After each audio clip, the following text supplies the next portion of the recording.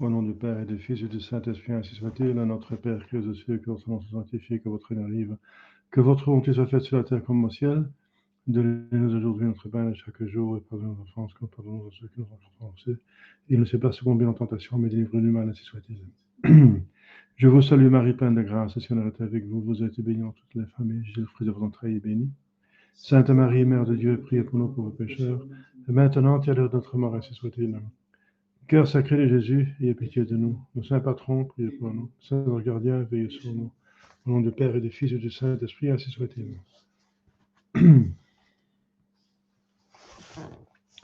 Chers fidèles, la fois dernière, j'ai parlé de la préparation du peuple élu à la venue du Sauveur.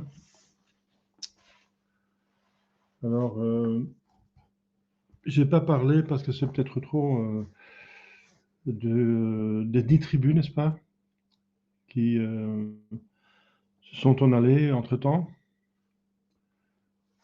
En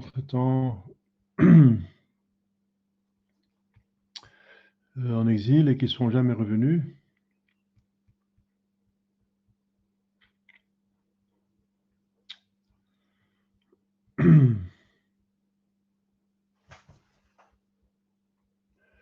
Et bien sûr, c'est intéressant de savoir des choses, mais il faut faire un choix.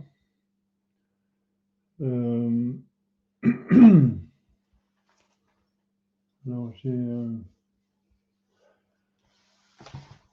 parce que cette histoire d'exil est assez développée, c'est assez compliqué, dirais-je. Il y a, pour dire quand même un petit mot, il y a eu plusieurs exils.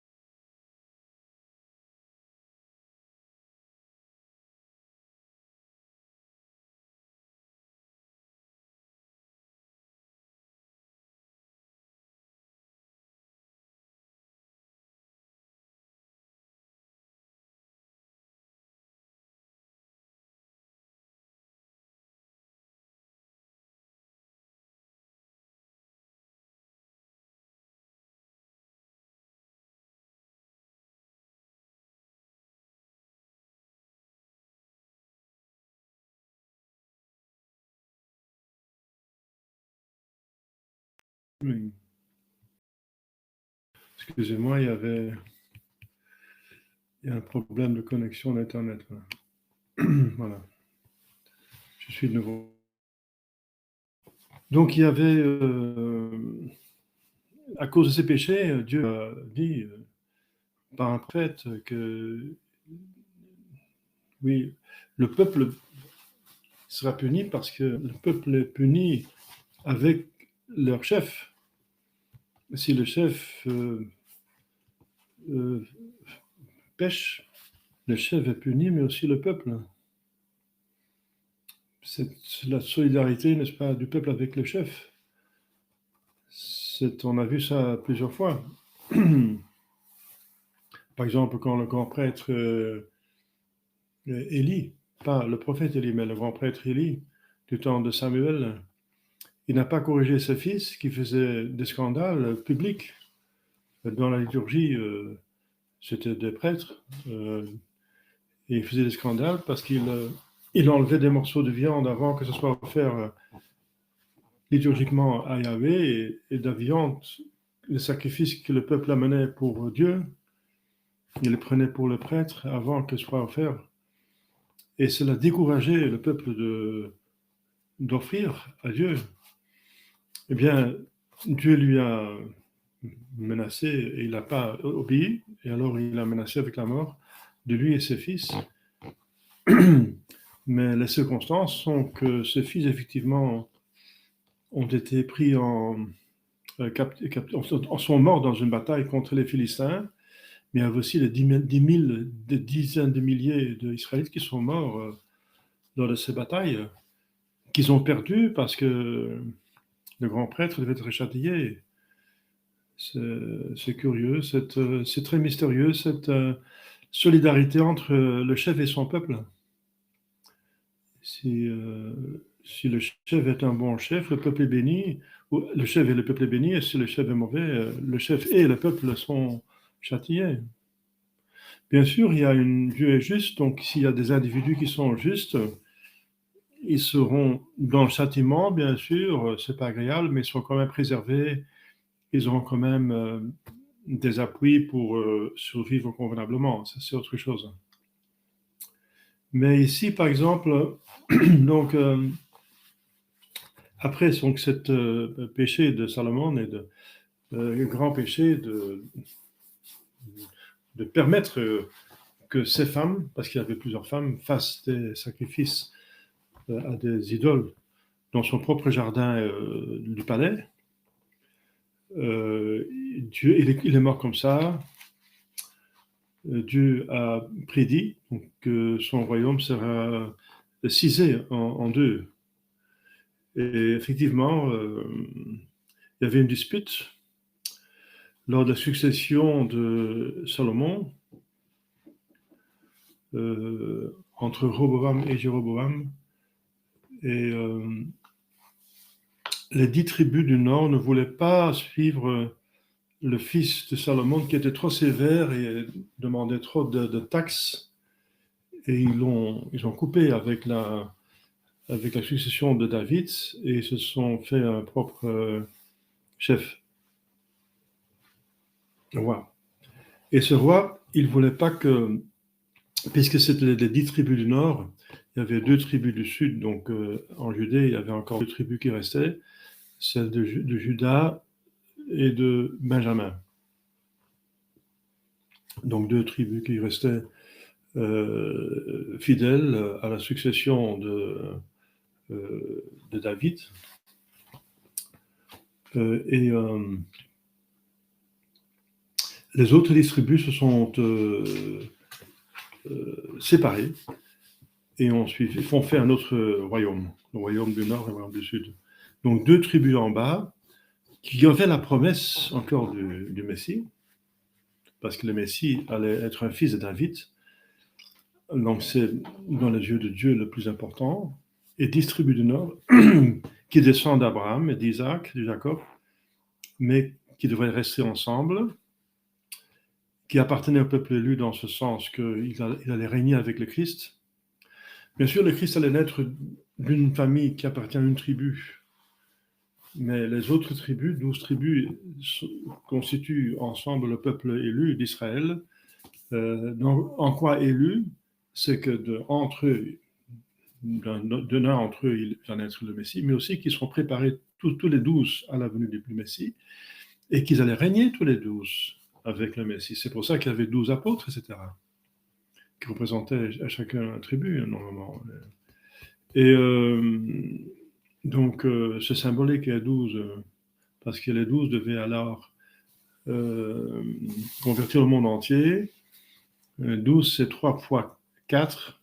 3, c'est le symbole du vrai Dieu, le diatrine, et 4 sont les 4 coins du monde, les 4 temps, les 4 éléments, donc ça symbolise la création. Donc 12, ça veut dire que tout l'univers, tout homme doit être uni à Dieu. C'était le but de l'Église, qui est fondée sur les 12 apôtres. Donc tout homme est appelé, tout homme, dans tous les coins du monde, est appelé de tout temps pour s'unir à la vraie divinité.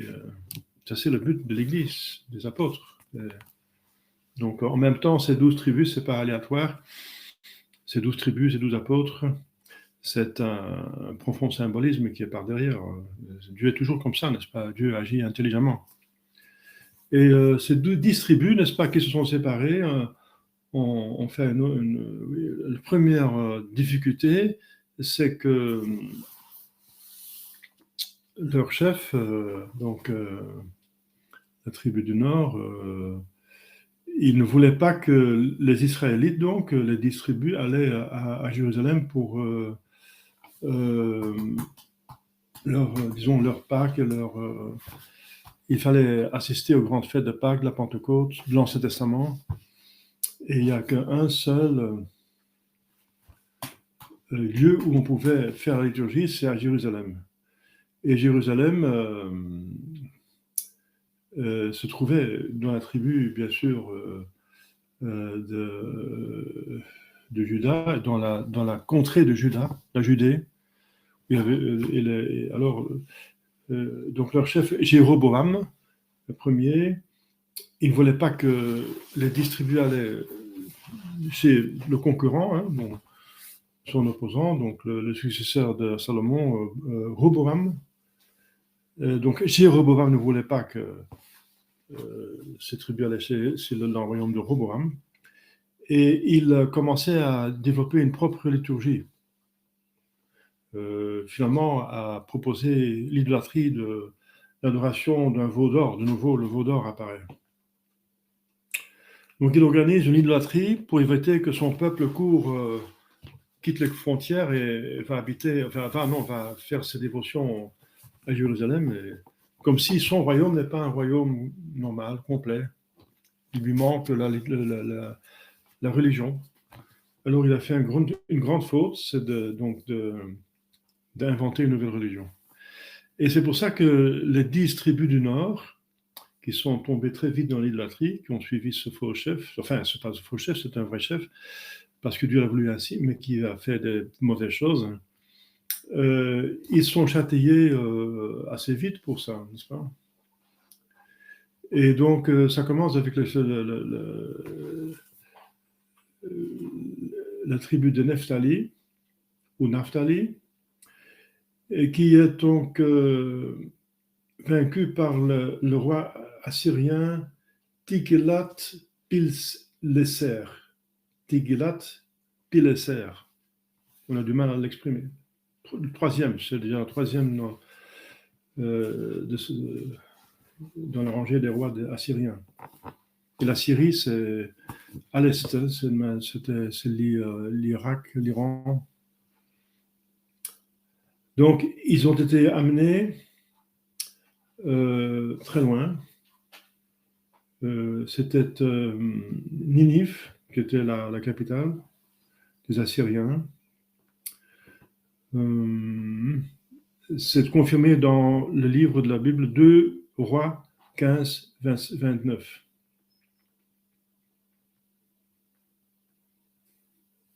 Donc, il amenait toute la population à Assour. Assour, c'est la contrée d'Assyrie, donc la Syrie. Assyrie, pas la Syrie, mais Assyrie, Assour.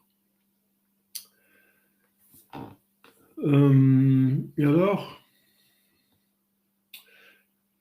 le deuxième exil, c'est encore Israël. Ça veut dire la tribu du Nord. On est en 722 avant Jésus-Christ. Alors, ils sont encore amenés vers la Syrie. Et même la Judée avait une période difficile parce que la Syrie était un empire très, très puissant et la Judée devient évidemment dépendant, tributaire à Assur. Mais ils ne sont pas déportés. Et donc, ce qui est arrivé, eh bien, un autre roi qui s'appelle Salmanassar V, il a donc conquis la Samarie, la capitale du royaume du Nord, donc d'Israël. Et il a donc amené une très grande partie de la population loin. Donc, ouais, ils ne sont jamais revenus. Israël n'est jamais revenu, justement. C'est ça le problème. Et il les faisait habiter à Kalak, au Chabor, la rivière de Gozan, dans les villes des Mèdes. Entre-temps, les Mèdes se sont emparés de la Syrie. Et ensuite, ce sont les Perses qui vont prendre le dessus. La Syrie va être conquise par les Perses et ça va devenir donc ils vont succéder aux Assyriens, les Perses.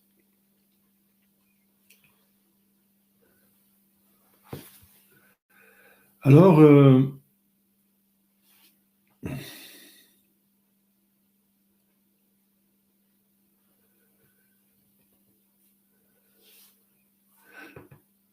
le troisième exil, c'est la plus importante, c'est celle finalement de Juda, le plus pénible, parce que ça, c'est le peuple élu qui va vraiment engendrer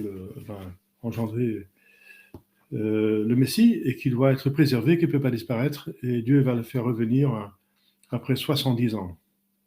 Jérémie va prophéter que ça va durer 70 ans la captivité, l'exil. Et ils sont amenés en Babylone. Entre-temps, ce sont des Chaldées qui ont pris le dessus avec le roi connu, Nabuchodonosor, n'est-ce pas, qui a fait la guerre en 612 et il a mené en captif 597 avant Jésus-Christ. Et là, ils sont restés 70 ans. Avec beaucoup de détails qui ne sont pas tellement importants, mais ils sont revenus quand la Babylone était donc pris par les Mèdes et les Perses. Je ne peux pas me tromper.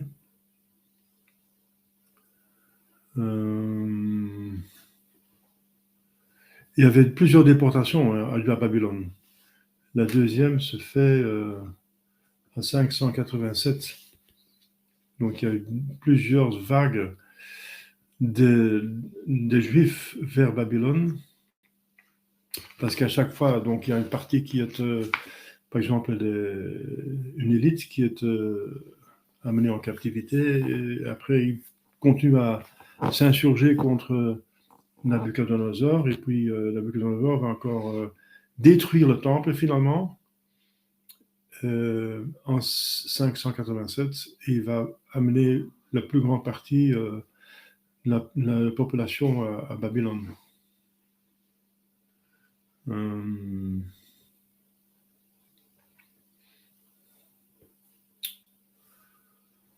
Voilà, donc ça s'est raconté il y a plusieurs livres qui existent. Par exemple, le livre de Daniel.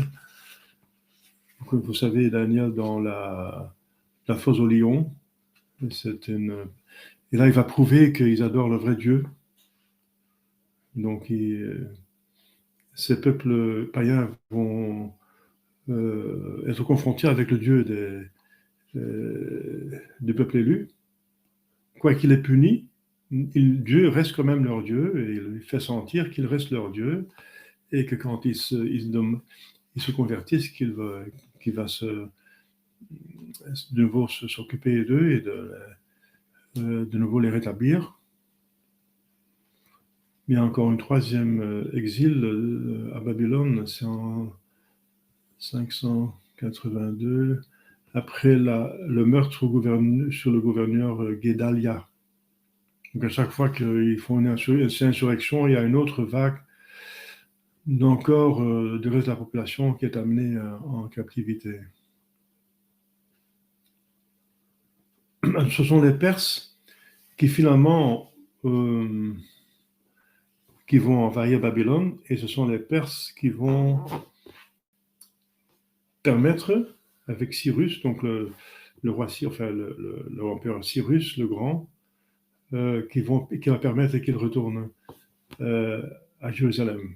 Et c'est Zorobabel, qui est alors roi de Juda, qui va les amener, enfin leur chef, qui va les ramener vers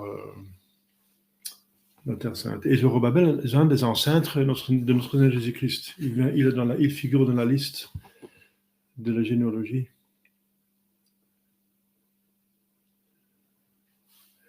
Alors ils construire le deuxième temple. Donc le premier de Salomon est détruit. Et ils vont construire un deuxième temple. Ce ne sera pas le dernier parce qu'il va encore être détruit après. Mais parce que le temple, l'entend dans Jésus-Christ, c'est le temple qui est construit par Hérode.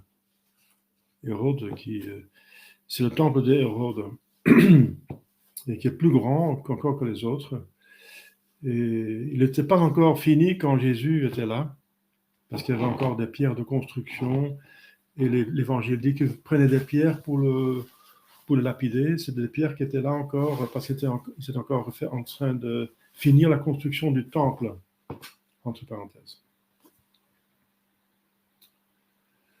Voilà, donc ça c'est un petit peu l'exil, pour vous montrer que ça existait et que c'était pénible. Et, nous sommes dans un exil spirituel, et le temps de l'exil, c'est 70 ans. Mais ce qui est aussi intéressant de savoir que les 10 tribus ne sont pas revenus. Il y en a 2 qui sont revenus, les Juifs et les Benjamins sont revenus, mais pas les 10 autres. Et au temps de Jésus-Christ, il y avait quand même 5 millions Juifs, donc descendants de Juda. Donc, puisque les 10 tribus qui sont restées derrière Ninive, très loin, n'est-ce pas, encore au sud du Caucase, ils devraient être, parce que ils sont 6 fois plus grands que les 2 autres tribus, parce qu'il y a 12 tribus, donc les 10 tribus sont 5 fois plus grands en nombre normalement que les 2 autres. 5 fois 5, c'est 25 millions. Il pouvait être fait 25 millions au temps de Jésus-Christ. Et si le temps de Jésus-Christ, ils sont 25 millions, il peut être maintenant combien de millions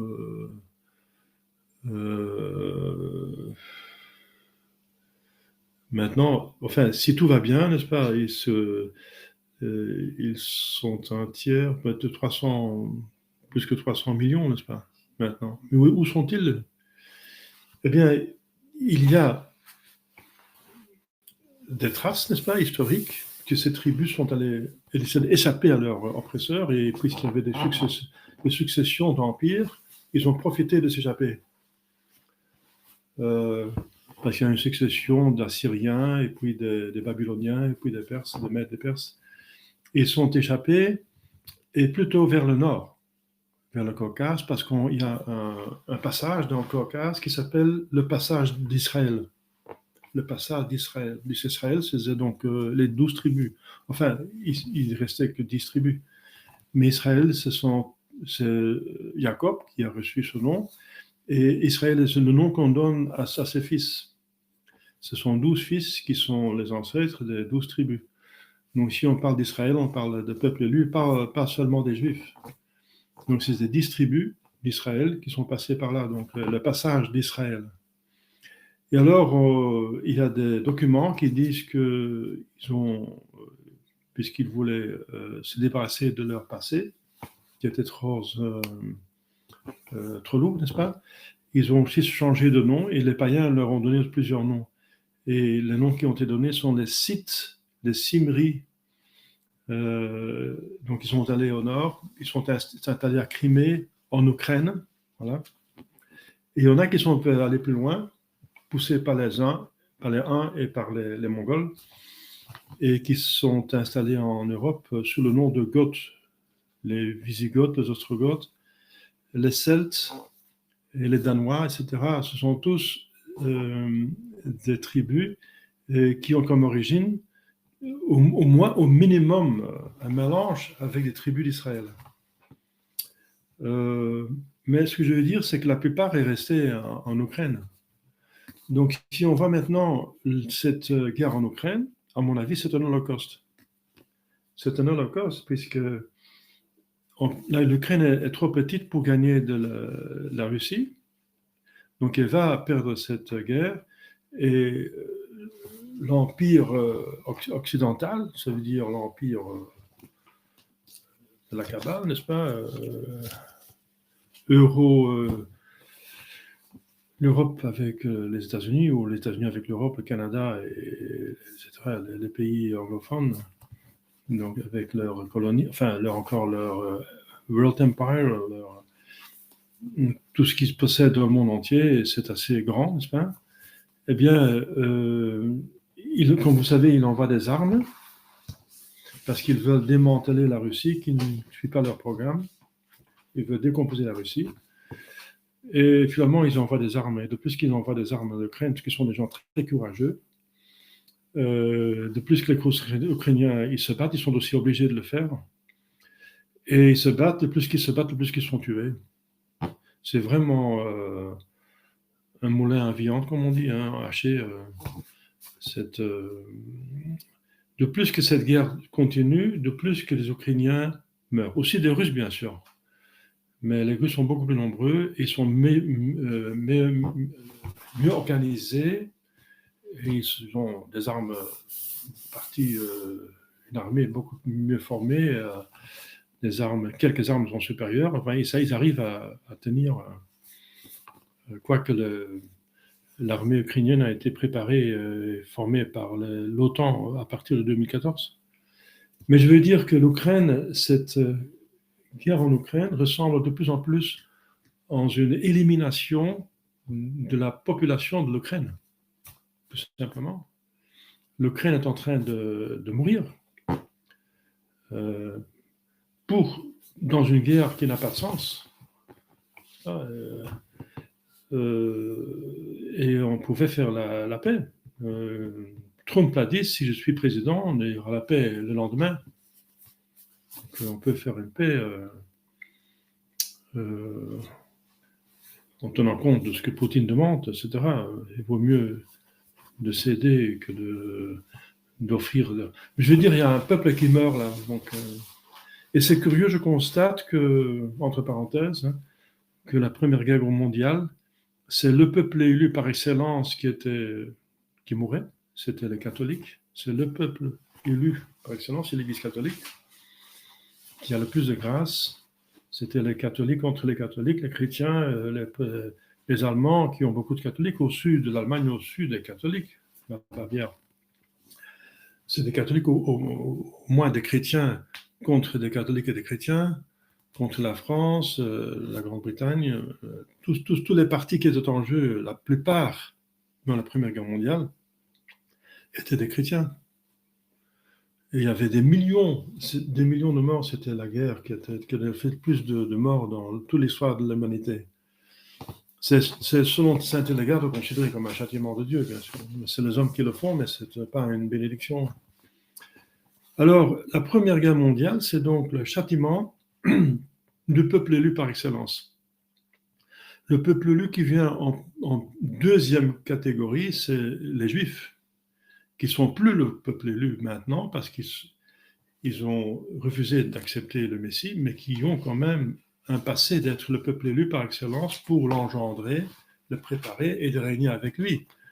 Finalement, les 12 apôtres sont juifs, Jésus-Christ est juif, la Sainte Vierge Marie est juif, Saint Jean-Baptiste est juif, Saint Joseph est juif.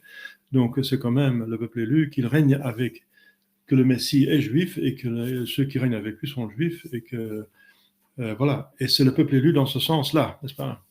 Mais pas dans ce sens qu'il règne vraiment maintenant. Je viens de dire les chefs règnent, hein, quelques, mais après, le but c'est que tous les juifs, les 5 millions, allaient se convertir, mais il n'y en a que quelques milliers seulement qui se sont convertis après la mort, après l'ascension de Jésus-Christ, après la Pentecôte. Et donc, les Juifs sont le peuple élu, donc en deuxième rang, après les catholiques qui sont maintenant les élus au sens strict. Ça veut dire ceux qui vont au ciel, hein. Les élus pour le ciel, c'est ça qui compte, c'est le ciel. Les Juifs sont donc en deuxième rang, et ils ont été châtiés quand même gravement. Je ne parle pas des nombres, etc., et comment ça s'est fait, mais c'est un fait qu'Hitler voulait exterminer les homosexuels, les bohémiens et les juifs. Il voulait exterminer ces peuples. Donc, dans quelle mesure il a fait? Donc, en tout cas, les pogroms ont existé, les juifs ont été chassés. Donc, je n'entre pas dans le détail de l'Holocauste, mais je veux dire, il y a eu quand même quelque chose de très grave pour ce peuple, quoique Hitler semble aussi avoir eu des relations de sang avec la juiverie. Sa mère serait quand même. Il y a des historiens qui disent que c'est très curieux, n'est-ce pas, hein, est juif. Donc c'est une histoire très curieuse. En tout cas, on constate que la Deuxième Guerre mondiale a gravement été un châtiment pour les juifs. Et maintenant, ce qui apparaît être la Troisième Guerre mondiale semble être un grand châtiment pour ce qui était le peuple élu en troisième lieu. Le peuple élu, qui sont les 10 tribus du peuple élu, mais qui n'ont pas engendré le Messie, qui n'ont pas tué non plus. Est-ce que le peuple élu est déicide? Eh bien, il faut distinguer le peuple élu, les Juifs, oui, ils ont tué Jésus-Christ, pas physiquement, ce sont les Romains qui l'ont tué, mais les Romains ne savaient pas ce qui se passait, et Jésus dit mon Père, pardonnez-leur parce qu'ils ne savent pas ce qu'ils font. Bien sûr, les Romains ne savaient pas ce qu'ils faisaient. Mais Jésus dit à Ponce Pilate, celui qui t'a informé, là, s'il est plus coupable que vous, parce que lui sait ce qui se passe. Hein. Celui qui l'a livré à vous, c'est le grand chef. Lui, il est coupable. Donc, coupable de la mort de Jésus-Christ, ils l'ont poussé Pilate, parce que Pilate l'a déclaré innocent, 3 fois, 4 fois, plusieurs fois. Il dit oui, mais je lave, si vous voulez absolument, alors faites ce que vous voulez. Donc, il voulait le tuer. Donc, et cette personne est une personne divine, donc, donc les Juifs sont littéralement déicis dans ce sens qu'ils ont tué Jésus-Christ, bien sûr dans son humanité, mais cette humanité est une personne divine. Donc c'est Dieu, c'est un Dieu qu'ils ont tué dans son humanité. La personne est divine qu'ils ont tué. Donc ils sont déicides, mais pas les Israélites. Donc les Juifs sont déicides, et le tribu de Benjamin était là aussi. Vous savez, entre parenthèses, que, par exemple, Saint Paul, il dit « Je suis pharisien, fils de pharisien, et je suis de la tribu de Benjamin ». Donc, Paul n'était pas juif, mais de Benjamin. Enfin, juif dans ce sens, descendant de Judas. De la tribu de Judas. Si vous dites juif parce qu'habitant en Judée, oui, alors il habitait en Judée. Mais en Judée, il y avait 2 tribus qui habitaient là. Si vous dites juif parce qu'il pratique la religion juive, et pour ça, il faut être sang de juif de sang, parce que même les prosélytes, les convertis, étaient donc juifs dans ce sens-là. Alors oui, il était juif. Donc il y a plusieurs, comme ça j'ai expliqué l'autre fois, donc il y a plusieurs catégories de personnes qu'on peut appeler juifs en plusieurs sens. Mais ce sont les Juifs et Benjamin, donc la tribu de Judas et de Benjamin, donc les Juifs de Judée, qui sont responsables pour le déicide. Mais pas les 10 autres tribus du peuple élu. Pas les 10 autres, ils étaient pas là. Ils étaient absents. Ils étaient toujours en exil. Ils sont partis au-dessus du Caucase. N'est-ce pas? Donc, ils ne sont pas coupables au déicide. Donc, ils seront moins gravement châtiés. Ils sont châtiés en 3e lieu. Donc, ils ont un châtiment à part. Donc, ce châtiment qui se fait maintenant, c'est 3e guerre mondiale apparemment. Tout le monde dit que c'est une sorte de 3e guerre mondiale. En tout cas, il y a déjà 2 camps mondiaux, n'est-ce pas? C'est le camp de l'OTAN et le camp de la Russie avec ses amis, les BRICS, ça s'appelle les BRICS. Eh bien, il y a 2 camps. Et le champ de bataille, c'est l'Ukraine. Donc, ils sont déjà proxy, comme on dit en guerre. Il y a déjà une guerre mondiale proxy, ça veut dire par intermédiaire, pas direct, mais indirect. Eh bien, ça se fait sur le territoire de l'Ukraine où le grand paquet de l'Israélite est resté. Et et ce sont eux qui sont tués. Même les enfants, il y a des choses horribles qui sont là, n'est-ce pas? Des choses horribles. Pourquoi les peuples élus sont châtiés par préférence aux autres? Eh bien, parce qu'ils ont eu plus de grâce. Ceux qui ont reçu plus sont plus responsables. Et Jésus le dit, la France aussi a été élue. Élue parce qu'elle était la première fille, ou la fille plus aînée, l'aînée de l'Église. Eh bien, elle a les promesses, de magnifiques promesses, parce qu'elle soutenait le pape, l'Église, elle va être bénie. Ça a commencé par Pépin le Bref, qui soutenait le pape contre les Lombards, et Charlemagne a continué ça. Ensuite, ça a continué par toute une dynastie de rois, n'est-ce pas, qui ont soutenu le pape et protégé le pape. Eh bien, ils ont été bénis pour ça. Mais la prophétie de Saint Rémy, qui a baptisé Clovis, il a bien dit, si la France devient infidèle, elle va être plus châtiée que les autres. Et c'est ce que dit Moïse aussi aux Israélites. Dieu va vous bénir parmi tous les peuples du monde entier. Vous serez protégés, vous êtes son chouchou, n'est-ce pas, son peuple bien-aimé, son enfant. Et par vous, tous les peuples vont être bénis, n'est-ce pas?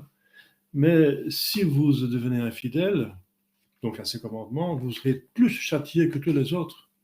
Vous serez la risée du monde êtes dispersé, persécuté, vous serez malade, etc. Donc, tous les fléaux possibles. Donc, ces guerres mondiales qui se concentrent sur 3 groupes de peuples élus, et le premier est plus important que le deuxième plus important que le troisième, voilà, c'est pas par hasard à mon avis. Donc, ça pour mettre un lien entre le peuple élu qu'on a vu la fois dernière et l'actualité, n'est-ce pas? Donc l'actualité. Cette guerre en Ukraine, c'est une guerre avec le peuple qui, pour une grande partie, sont les descendants des Israélites, des peuples envoyés en exil dans le 8e siècle, le 6e siècle avant Jésus-Christ. Alors, ce disant, on va continuer avec là où on a arrêté le catéchisme. On était dans le catéchisme, on avait vu l'Église, l'évêque, prêtre et fidèle. Et on est arrivé à 154. Alors, 154, dans Spirago, n'est-ce pas? Il parle de la fondation et l'extension de l'Église. La fondation et l'extension de l'Église. Ah oui, parce que il faut en parler, parce que les protestants disent par exemple que Jésus n'a pas fait vraiment une église structurelle, avec un chef, etc. Donc il nie la chose. Quoique dans l'évangile, il y a marqué que Jésus dit nettement le royaume des cieux va arriver, c'est l'église, le royaume va arriver sur terre. Ne convertissez plus parce que le royaume de Dieu est proche. Et il dit à Saint-Pierre, paie mes brebis, paie mes agneaux. Donc il y a une hiérarchie. Donc paix, ça veut dire c'est le pasteur. Il y a le pasteur, les brebis, les agneaux. Donc le pape, les évêques, les prêtres et les fidèles. Et il dit, ce que vous liez sur terre sera lié dans le ciel, ce que dit lié sur terre sera lié dans le ciel. Les protestants nient tout ça. Jésus soufflait sur eux et disait, les péchés que vous remettez seront remis, les péchés que vous retenez seront retenus, vous remettez seront remis. Les protestants encore nient cela. Ils nient l'existence de la confession comme sacrement, etc. Donc même avec la Bible, on peut déjà réfuter le protestantisme. Hein. Alors, Spirago dit, le Christ a jeté les fondements de son Église, mais pendant les 3 ans qu'il était là, dans sa vie publique. Quand durant sa vie publique, il réunit autour de lui un certain nombre de disciples, c'est 72 disciples qui sont les ancêtres, enfin, les premiers prêtres finalement, parmi lesquels il choisit 12 comme apôtres, donc comme évêques, ça va devenir les évêques, et l'un d'entre eux comme leur chef, ça va devenir le pape. Donc pape, évêque, prêtre. Donc 1, 12 et 72.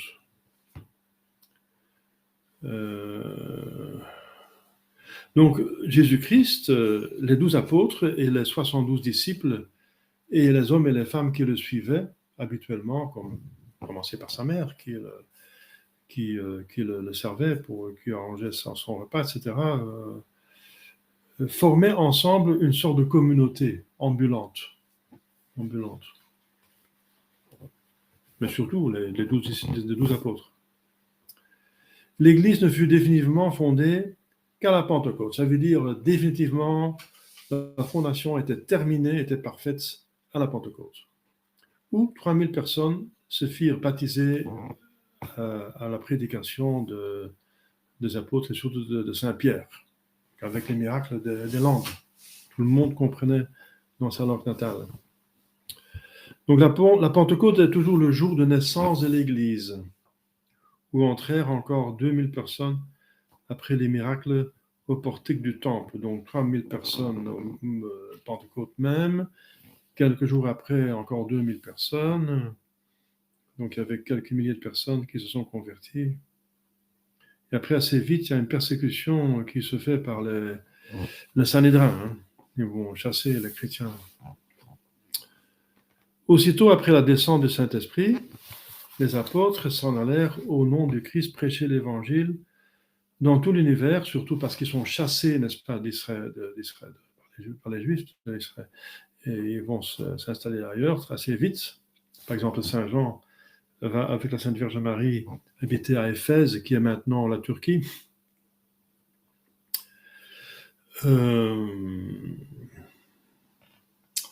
Saint Thomas va à l'est, il va aller jusqu'au Japon. Saint Jacques Majeur va aller jusqu'en Espagne. Saint Paul, il va aller partout, un petit peu en Asie mineure, et jusqu'à Rome. Mais même il va aussi aller en Espagne, il va retourner. Mais il est toujours surtout actif en Asie mineure, etc.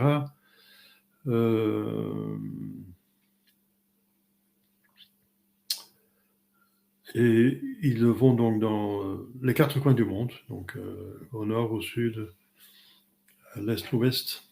Comme Jésus a dit, allez enseigner toutes les nations. Et ils fondèrent des communautés chrétiennes dans nombreuses cités. Comme par exemple Saint Paul, on trouve ça facilement dans ses lettres. Il va convertir des personnes, il va désigner des hommes qui sont déjà versés dans la foi, par exemple, qui l'accompagnent, ou qui sont déjà un certain temps convertis dans ce lieu-là. Il va les ordonner prêtres, même sacrés évêques. Et là, vous avez Tite et Timothée, qui sont des jeunes prêtres qu'il a consacrés évêques. Et il va écrire des lettres pour les accompagner un petit peu, donner des conseils, parce que c'était des jeunes évêques, donc il fallait qu'ils soient un petit peu suivis par le grand chef. Et de là, nous avons l'épître de Saint Paul à Tite et Timothée, 2 à Timothée et 1 à Titus. À Tite.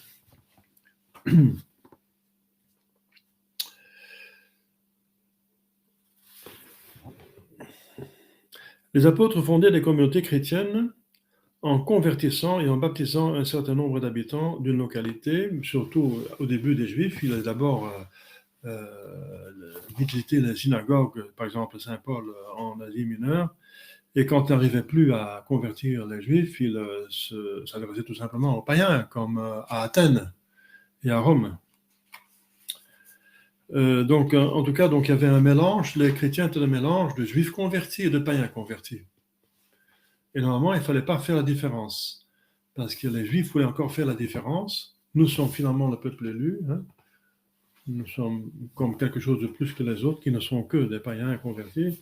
Mais Saint Paul est intervenu, il a interdit, n'est-ce pas, cette mouvance qui est condamnée comme le judaïsme, l'hérésie du judaïsme, qui exige que dans l'Église, on favorise le judaïsme et que les païens doivent devenir d'abord juifs par la circoncision, etc., et en acceptant tous les règlements de l'Ancien Testament, et ensuite seulement devenir chrétien, être baptisé.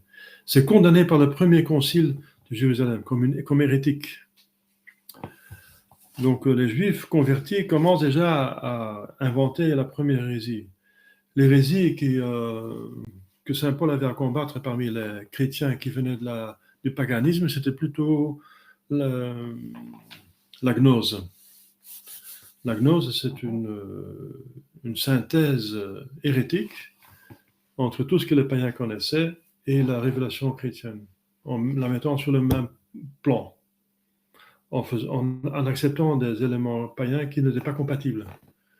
Et ça pervertit la révélation, et c'était la première hérésie, la gnose, qui existe toujours, hein, qui existe toujours au Vatican II. Le problème du Vatican II, c'est aussi un problème de gnose, d'accepter les éléments des païens, n'est-ce pas? Il y a des éléments de salut et de vérité dans toutes les religions, vous voyez, hein? Même les choses qui ne sont pas compatibles, n'est-ce pas? On les accepte quand même, mais c'est typiquement gnostique.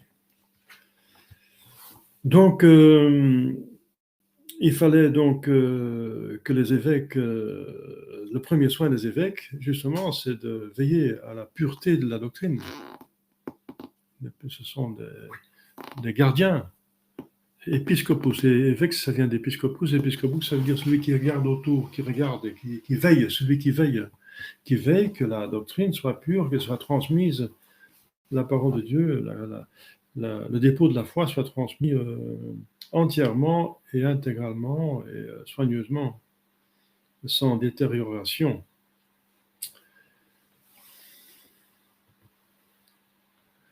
Quand il s'éloignait, ils choisissaient un successeur et lui remettaient leur pouvoir en entier. C'était les évêques qui mettaient en place. Et l'évêque a tous les droits et tous les pouvoirs dans son diocèse. Le seul qui a encore un pouvoir supérieur, c'est le pape. Mais le pape, normalement, il laisse faire un évêque dans son diocèse. Bien sûr, il dirige l'Église quand même, hein, quand il convoque un concile où il déclare un dogme, etc. Alors l'évêque doit l'accepter aussi. Mais l'évêque, pour le reste, c'est le grand chef d'un territoire qui s'appelle alors un diocèse. La communauté chrétienne de Rome, où Saint-Pierre s'est installé d'abord, et Saint-Pierre s'est installé à Antioche. Le premier siège du pape, c'était l'Antioche. Après, Saint-Pierre s'est installé à Rome, et Rome est alors resté le siège jusqu'à la fin des temps, quoique de temps en temps, le pape a quitté Rome quand il était envoyé en exil. Il y a des papes qui sont même morts en exil. Et lorsque les papes français se sont installés un temps sous la pression des rois français, en France, disons, à Avignon. Mais Dieu les a fait faire revenir, par exemple, Sainte Catherine de Sienne a fait revenir le pape à Rome. Et Rome, c'est le siège normal des papes jusqu'à la fin des temps, quoique les prophéties disent que le grand pape va mettre son siège à Jérusalem. Ce qui convient quelque part, parce que c'est le lieu où Jésus est mort, bien sûr. C'était la première... mais ils ont été chassés, donc c'est pas juste. Bon, il y a des prophéties qui disent qu'à un certain moment, un pape va se mettre sous l'influence, sous la protection d'un grand roi qui le mettra à l'abri, n'est-ce pas, des ennemis, parce que le peuple qui ne va pas se convertir, c'est les Juifs, justement, qui vont seulement se convertir plus tard par la prédication de Élie et d'Hénoch qui vont revenir pour contrecarrer l'action de l'Antichrist. Donc c'est à la fin des temps, vraiment à la fin, la dernière période que ça va. Enfin, c'est des prophéties, hein, mais ça me paraît logique que Jérusalem est en principe à la priorité, mais pratiquement c'est pas faisable à cause des Juifs qui sont là, les musulmans qui sont là, etc. Et maintenant, les schismatiques sont aussi là. Donc Jérusalem est maintenant partagée entre tous ceux qui ne sont pas vraiment catholiques, n'est-ce pas? Et c'est pas possible de faire un siège là, donc c'est normal que Rome reste le siège normal de l'Église. Si Jérusalem n'est pas possible, c'est Rome, n'est-ce pas, qui est le siège normal de l'Église pendant des siècles. Et pratiquement, ce sera Rome la plupart du temps. Si c'est possible, n'est-ce pas?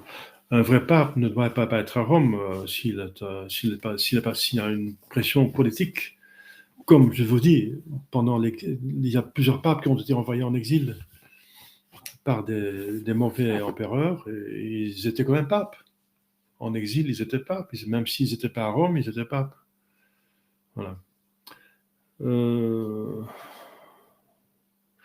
Toutes les communautés chrétiennes, donc il y avait des diocèses et des paroisses, fondées après les apôtres, avaient la même foi, bien sûr. Oui, ça compte les protestants, parce que pour les protestants, une autre communauté va avoir une autre foi. Hein. Chacun peut interpréter la Bible comme il faut, comme il veut, par exemple, comme il veut. Donc, ils peuvent se contredire. Mais ça, c'est protestant, n'est-ce pas? Les communautés chrétiennes, n'est-ce pas, les vrais catholiques, et fondées après les apôtres, avaient la même foi. Et s'il y avait un problème, ils se référaient à Rome. Toujours, il allait voir Rome. D'abord, il convoquait des conciles avec tous les évêques du lieu. Et si ces évêques du lieu ne s'en sortaient pas, c'était trop difficile.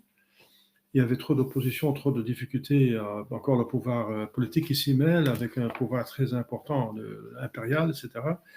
Alors, ils font appel à Rome comme dernier juge. Et c'est Rome qui faisait l'unité.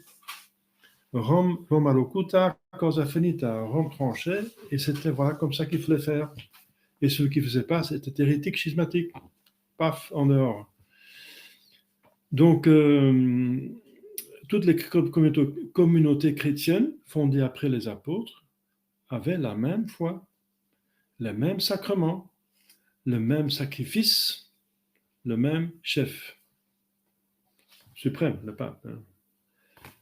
Et ensuite, il y a les chefs intermédiaires, il y a les patriarches, il y a les métropolitains qui sont évêques d'une importante ville, n'est-ce pas, ou contrée, les archevêques, etc. Et puis les évêques diocésains, et ensuite les doyennetés, les paroisses. Les paroisses sont les noyaux, n'est-ce pas, de l'Église. Les cellules, les pierres de construction, n'est-ce pas, fondamentale. La paroisse. C'est la cellule fondamentale de l'Église. Plusieurs paroisses font des diocèses, et plusieurs diocèses font l'Église catholique. Elle formait une seule grande communauté, l'Église catholique. Voilà. Et elle est une. Elle est une par cela. Par la même foi, les mêmes sacrements, le même sacrifice, le même chef. Une Église. Unam sanctam catholicam. Credo in unam sanctam catholicam. Quand les persécutions éclatèrent, et assez vite, oui, avec les Juifs déjà, ils ont persécuté en Judée. C'est déjà direct. Ils ont tué Jacques les mineurs, ils l'ont jeté du temple. C'était un des premiers martyrs après Saint-Étienne, n'est-ce pas? Quand les persécutions éclatèrent, surtout de la part des grands chefs, des grands empereurs et des rois, l'Église se répandit encore plus rapidement. Donc la persécution n'a pas pu arrêter l'Église. Et ça, c'est écrit dans l'Apocalypse. L'Apocalypse est un livre très utile et très nécessaire, qui, après que tout a expliqué du passé de l'Église, qu'il fallait dire un petit mot sur l'avenir.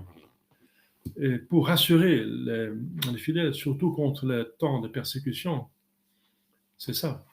Le but de l'Apocalypse, c'est d'encourager, de rassurer les fidèles en temps de persécution, parce qu'ils allaient subir des persécutions atroces. Et donc l'Apocalypse a été écrit en 94 et il va montrer plusieurs persécutions dans l'histoire de l'Église jusqu'à la fin des temps.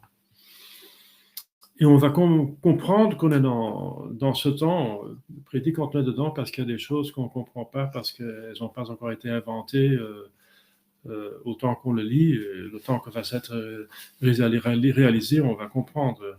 C'est pour ça que l'Apocalypse est difficile à comprendre.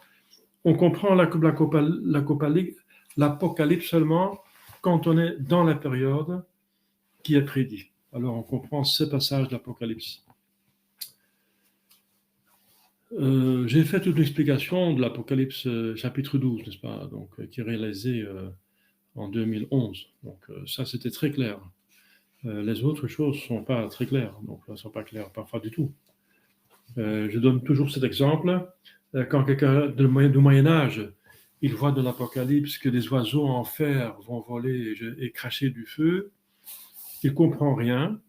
Et nous, on comprend si on considère les avions bombardiers, n'est-ce pas, de bombardement, les avions qui sont faits en fer, qui volent et qui crachent du feu, qui jettent des bombes. Donc c'est un exemple que, effectivement, il ne faut pas s'inquiéter si vous ne comprenez pas l'Apocalypse, parce que surtout ceux qui agissent de l'avenir et même du passé, c'est difficile de savoir ce qui se passait il y a 1000 ans. Hein.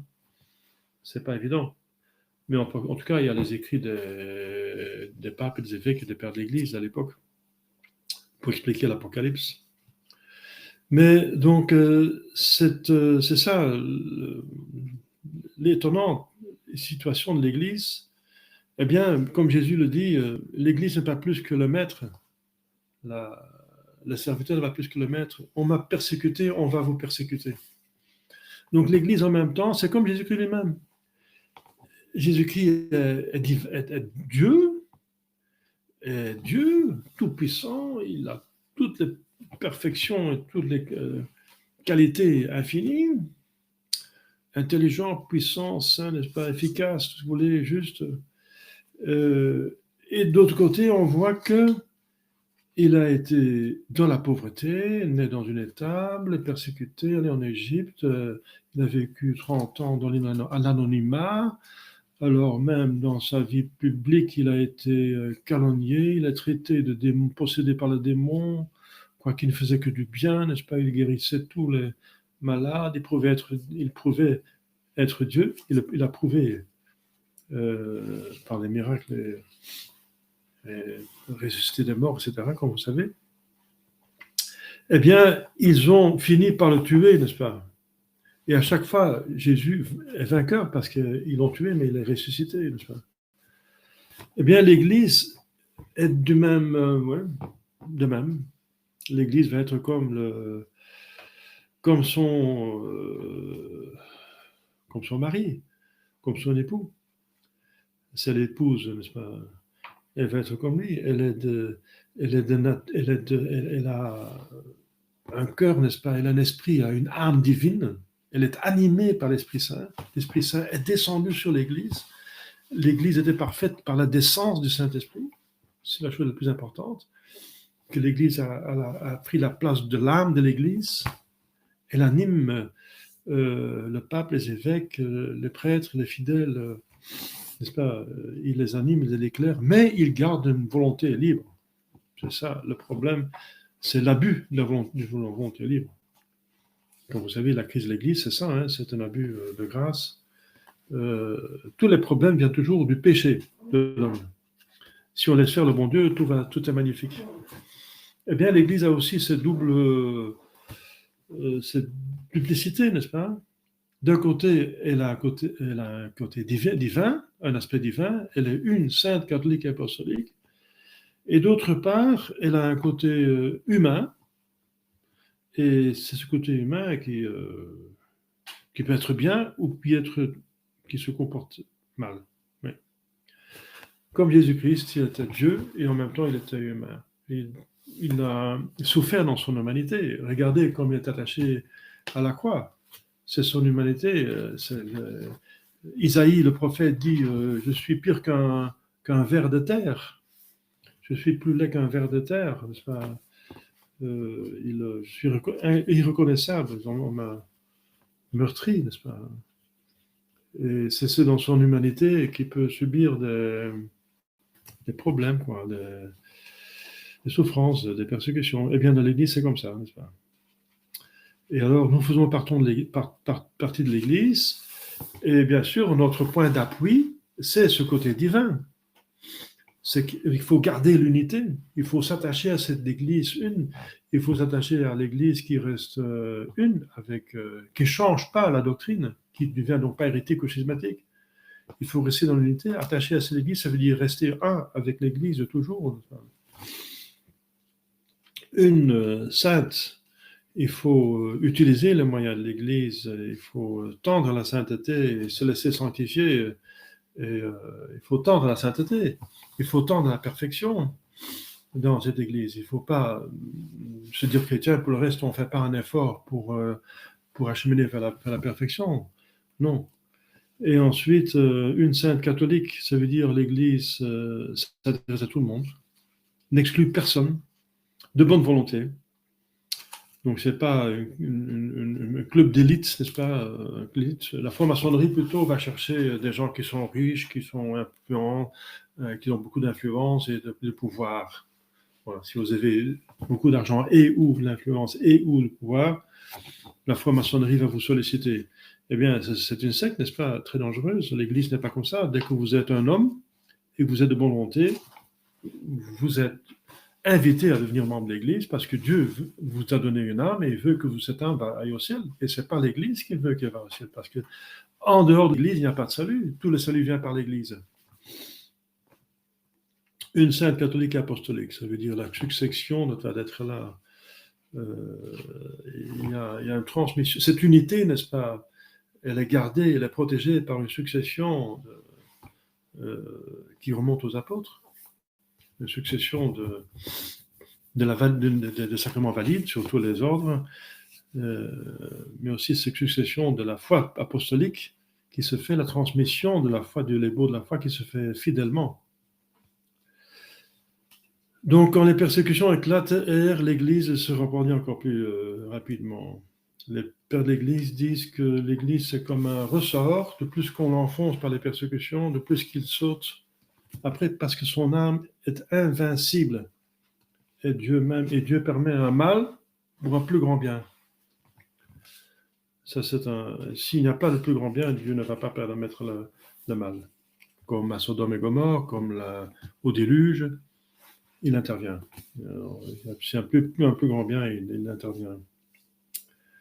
Quand l'empereur Constantin le Grand permit à ses sujets d'embrasser le christianisme en 313 et le décréta plus tard en 324 religion d'État, l'Église sort des catacombes, façon de parler, et devient Église persécutée, donc saignante, saignée le sang par les martyrs, et devient florissante à l'extérieur parce qu'à l'intérieur, elle est florissante par les martyrs. Ce sont des grands saints. Les plus grands saints sont les martyrs, finalement. Donc elle est florissante à l'extérieur, saignante à l'extérieur. Extérieure, mais florissante à l'intérieur. Mais l'Église devient florissante à l'extérieur, dont la chrétienté va se faire. Mais, en même temps, beaucoup de chrétiens tombèrent dans la tiédeur. Ça, c'est la nature humaine. Quand tout va bien, on va s'installer dans son bien-être. Parce qu'il y a toujours cette croix quotidienne et on essaie toujours d'échapper à cette croix quotidienne. On va s'installer encore plus confortablement, etc.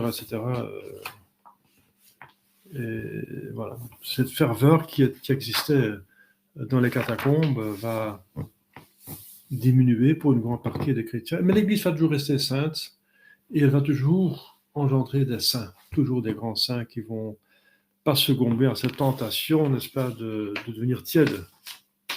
L'Église n'est pas tiède, l'Église est sainte. La tiédeur, c'est une déviation, n'est-ce pas, mais qui vient du grand nombre, oui, qui a du mal à se tendre à la sainteté. Au Moyen-Âge, la plupart des peuples païens de l'Europe entrés dans l'Église. La plupart. Donc il y avait les Francs qui avaient envahi les Gaules, furent les premiers qui se convertissaient et restaient catholiques, parce que le premier pays qui était devenu catholique, c'était l'Arménie, mais il est tombé dans le schisme de l'Orient. Mais la France est restée catholique jusqu'à présent. Il y a encore une forte communauté catholique, sédevacantiste, donc la plus grande communauté sédevacantiste, donc catholique en Europe, était en France. Hein. C'est bien pour les Français, mais c'est quand même triste, parce que c'est pas beaucoup pour toute cette population européenne qui est presque 1 milliard, n'est-ce pas? Un peu plus qu'1 milliard. Ensuite, l'Autriche, qui se convertissait en 450 par le moine oriental Saint Séverin, etc., Saint Valentin, un évêque belge qui a évangélisé le pays de Passau et le Tyrol. Salzbourg reçut l'évangile par Saint Rupert, évêque de Worms. L'Angleterre reçut vers l'an 600 de Saint Grégoire le Grand 41 missionnaires, parmi le moine bénédictin Augustin, qui fut archevêque de Canterbury. Et Saint Augustin de Canterbury, on l'a dans la messe. En moins de 80 ans, l'Angleterre fut convertie et divisée en 26 évêchés. L'apôtre de l'Allemagne fut Saint Boniface, et pas seulement de l'Allemagne, mais surtout de l'Allemagne, depuis archevêque de Mayence, qui travailla à cette mission près de 40 ans. Les Slaves, notamment ceux de Bohême et de Moravie, furent évangélisés avec beaucoup plus de succès par les moines grecs Cyril et Méthode au IXe siècle. Oui, 9e siècle, oui. Les Hongrois durent leur conversion aux efforts de leur roi Saint-Étienne, c'est le XIe siècle, dont Dieu a conservé la main intacte jusqu'à ce jour, sans doute comme récompense de ses nombreuses bonnes œuvres.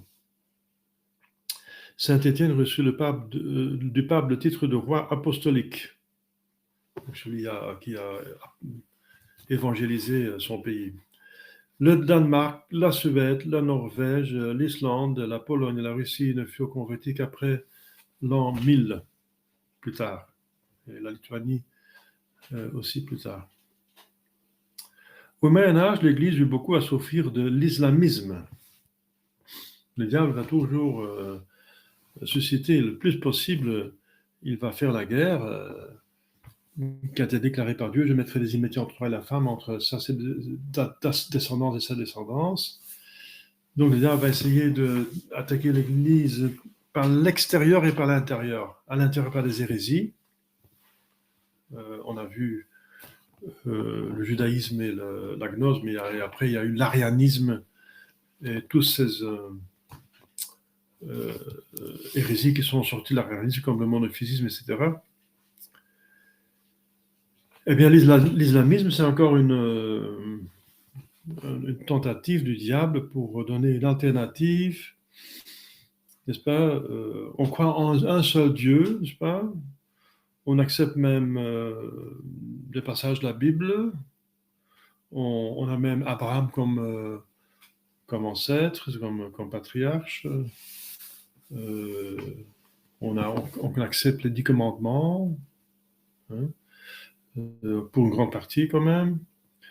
Mais quel est l'avantage? C'est qu'on peut avoir plusieurs femmes, voilà. On peut avoir plusieurs femmes, et il n'y a pas beaucoup de vie intérieure. Donc il suffit de faire plusieurs choses, de faire ses prières à diriger vers la Mecque, et de faire le Ramadan, etc. C'est quelque chose qu'il faut observer. Pour le reste, voilà. C'est pour une personne, n'est-ce pas, qui n'est pas très spirituelle, c'est très tentant, n'est-ce pas? Le diable sait très bien ce qu'il fait, n'est-ce pas? Donc, il propose des alternatives qui ont un petit peu l'air d'être bien, mais pour le reste pervertissent les âmes. Et l'islam a fait beaucoup de tort, n'est-ce pas? Maintenant, actuellement, il y a plus d'1 milliard d'islamistes. plus d'1 milliard. Au Moyen-Âge, l'Église perdit beaucoup de membres au schisme grec. C'est encore la débauche, surtout des empereurs, qui ont fait pression qui ont persécuté de bons évêques et de bons prêtres et qui ont mis de mauvais évêques et de mauvais prêtres en place. Et donc les débauches et les excès des empereurs, et ensuite aussi l'orgueil de Constantinople pour ne pas se soumettre à Rome. Le schisme grec qui a duré longtemps, n'est-ce pas, qui est venu petit à petit. Mais c'est surtout l'ambitieux et très pernicieux et très talenté patriarche Photius qui s'est séparé déjà de Rome en 1867, mais s'était réparé après. Mais la plaie qu'il a fait, c'est comme une bombe à retardement qui a éclaté plus tard. 2 ans plus tard, le patriarche Michel Cérulaire recommença le même conflit et le schisme provoqué par lui dure malheureusement encore aujourd'hui. Voilà. Donc, il ne faut pas appeler les schismatiques grecs orientaux orthodoxes. Il ne faut pas les appeler comme ça. Ils se nomment orthodoxes, ça veut dire les vrais croyants. Ortho, ça veut dire droit. Donc, c'est la droite règle. Eh bien, ils n'ont pas la droite foi, la droite doctrine.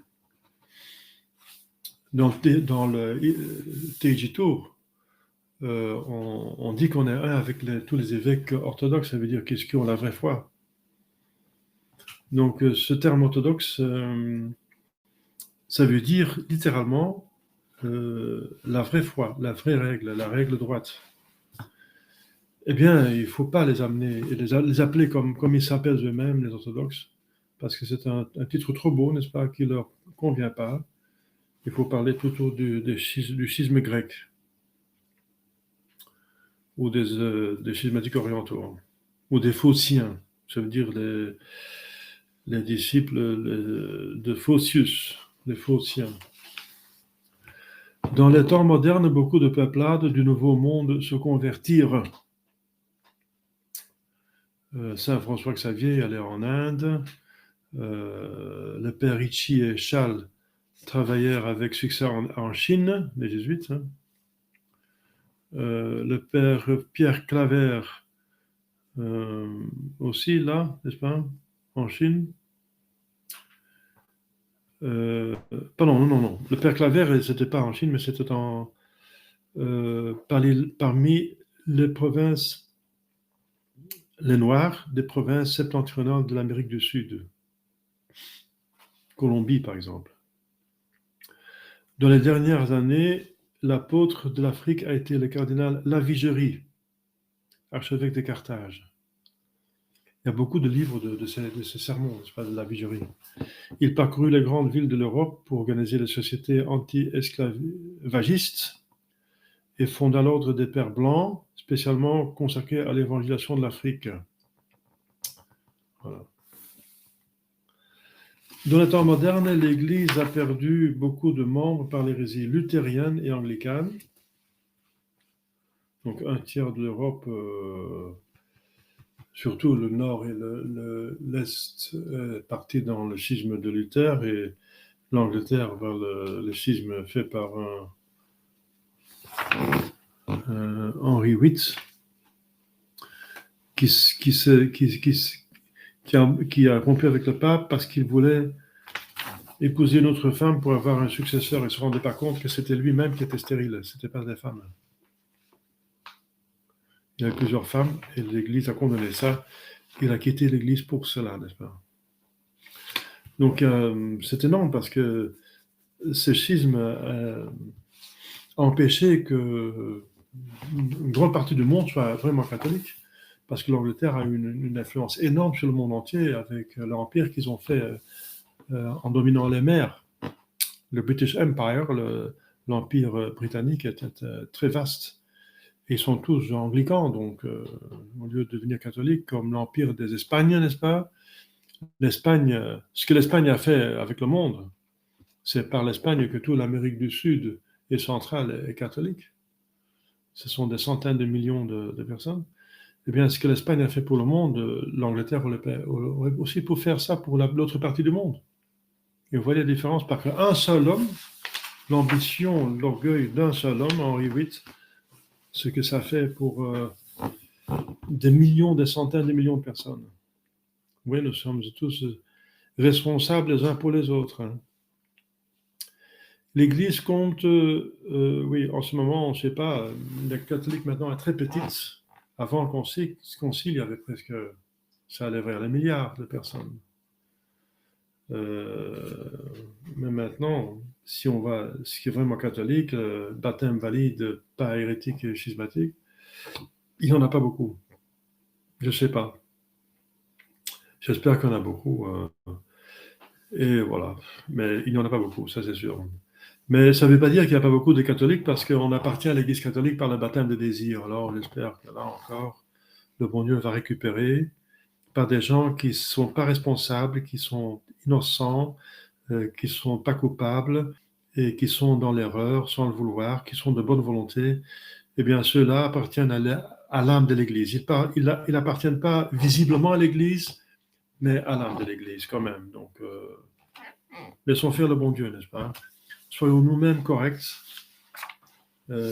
Attachons-nous au côté divin de l'Église, une sainte catholique apostolique, et souffrons du côté humain de l'Église. La crise de l'Église, ça vient du côté humain, n'est-ce pas? Souffrons avec patience, comme Jésus-Christ, n'est-ce pas? Il a souffert patiemment des hommes. C'est pas les hommes qu'il a souffert, n'est-ce pas, à cause des hommes qui l'ont maltraité. Eh bien, nous aussi, nous devons le suivre avec beaucoup de patience et méritoire. La prochaine fois, on pourrait parler de l'Église catholique indéfectible et infaillible. C'est très actuel, hein? C'est très, très actuel. Très actuel. Oui, voilà. S'il y a des questions? Oui. Est-ce que c'est une prophétie que quand une grande partie de l'Europe perd la foi par l'hérésie de Luther, une autre partie du monde va se convertir dans l'Amérique du Sud? Ah oui. Non, c'est une manière d'agir de Dieu. Oui.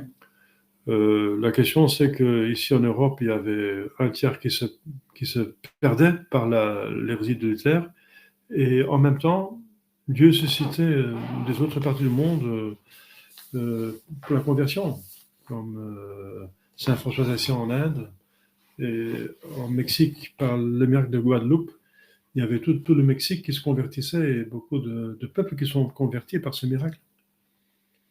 Donc ce qu'on a perdu en Europe, on l'a récupéré aux multiples, n'est-ce pas, ailleurs.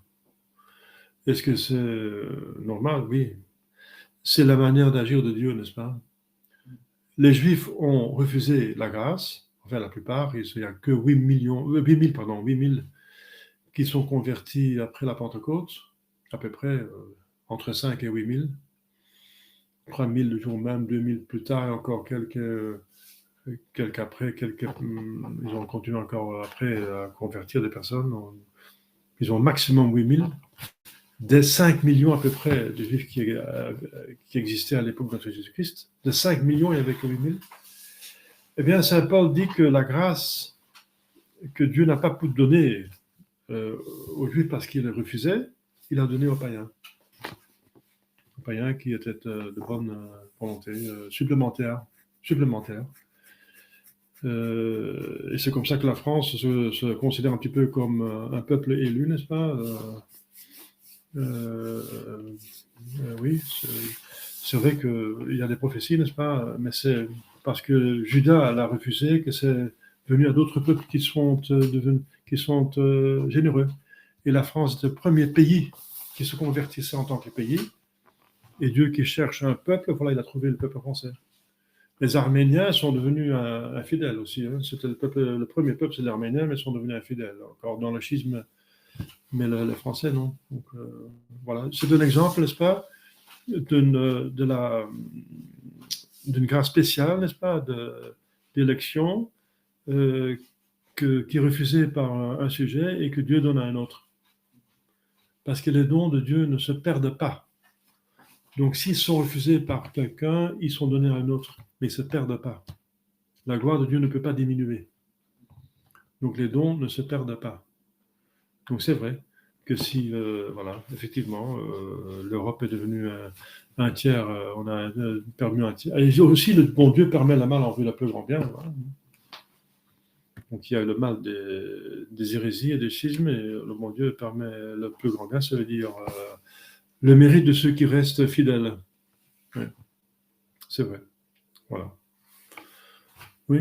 Parce que comme ça, Saint Thérèse de Lisieux a dit qu'elle voulait vivre dans un temps où il n'y a pas beaucoup de chrétiens. Ah oui, Thérèse de Lisieux a dit qu'elle voulait vivre dans le temps où il y a beaucoup d'apostasie, pour qu'elle puisse consoler Jésus, être là pour, par sa ferveur, réparer pour ceux qui sont lâches, n'est-ce pas? Oui. Elle voudrait vivre dans ce temps où il y aurait très peu qui restent fidèles, parce que de plus qu'on est petit en nombre, de plus qu'on a des mérites, de plus que c'est héroïque. Elle voulait vivre dans ce temps héroïque, qu'il y a très peu qui tiennent la foi, n'est-ce pas? Et qui ont d'autant plus de mérite. Oui, elle a demandé, elle a souhaité, elle a fait ce souhait. Elle a souhaité de vivre dans ce temps où nous vivons maintenant. Hein. Moi, je me souviens quand j'étais petit que j'entendais parler des temps des catacombes, dire c'est un temps de héros là dans les catacombes. C'était des grands héros. Et j'enviais presque les gens qui ont vécu dans les catacombes. Très bien, Sainte Thérèse enviait le temps de persécution atroce, où il y a très peu qui restent fidèles. Et elle voudrait vivre dans ces temps-là avec d'autant plus fervente pour réparer. Oui, c'est vrai. Voilà, on va terminer, je pense. Hein. Au nom du Père et du Fils et du Saint-Esprit, ainsi soit-il. Je vous salue, Marie, pleine de grâce, le Seigneur est avec vous. Vous êtes bénie entre toutes les femmes, et Jésus, le fruit de votre entrailles, est béni. Sainte Marie, Mère de Dieu, priez pour nous pauvres pécheurs, maintenant et à notre mort, ainsi soit-il. Cœur sacré de Jésus, ayez pitié de nous. Saint Joseph, priez pour nous. Nos saints gardiens, priez sur nous. Nos saints patrons, priez pour nous. Au nom du Père et du Fils et du Saint-Esprit, ainsi soit-il. Au nom de prière. Et donc, cette conférence sera sur la chaîne YouTube. Vous pouvez la partager avec d'autres personnes.